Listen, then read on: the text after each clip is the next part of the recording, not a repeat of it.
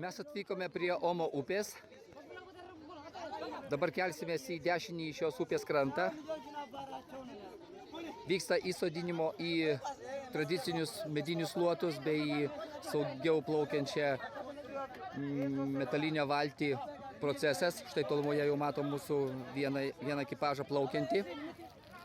Labai daug vietinių žmonių, visi jau iškart prašo labdaros, dovanų, pinigų už fotografavimą. Kol kas viskas saugu. Netrukus mes atsidursime Desonešo genties kaime ir ten padarysime dar vieną reportažą iš to, kaip gyvena tradiciškai šios genties žmonės. Mes esam Desoneš gentyje. Šiuo metu mums koncertuoja šios genties žmonės, daugiausia moteris, nuogakrūtės. Desoneš gentyje tai iki šiol yra tradicija, kasdienybė. Čia daug vaikų, beveik nėra vyrų, nes vyrai dirba laukuose. O moteris triūsia kaime, todėl dabar, kai mes atvykome, jos visos paliko namų darbus ir atvyko čia sveikinti mūsų, mums šokti ir dainuoti. Taip pat pasipinigauti, nes kiekvienas kartas, kai fotografuojama, yra apmokamas, už jį reikia mokėti. Maža suma, bet vis tiek. Visi yra patenkinti, laimingi, nors atrodo labai skurdžiai.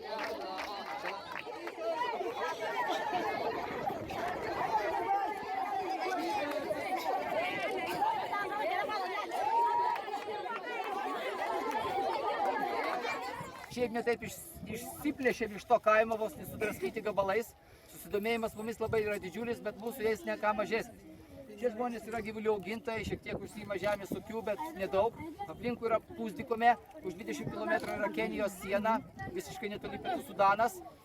Ir čia lankosi Geografijos mokytojų asociacija, atskleisdama vis naujus horizontus, šį kartą Afrikoje.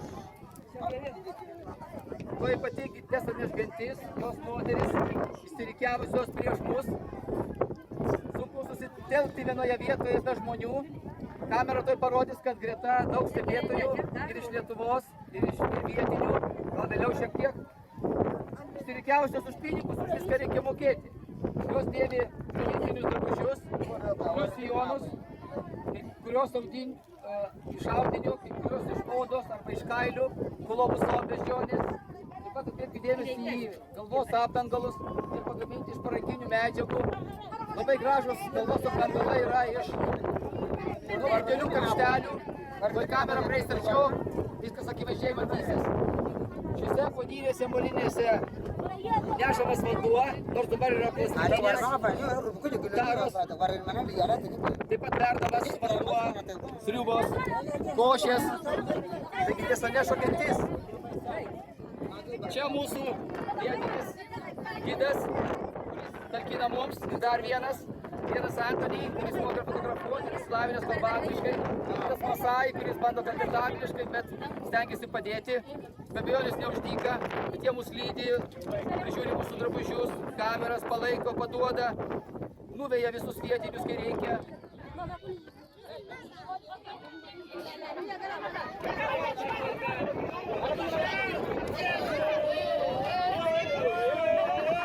Ara, ini dia nak.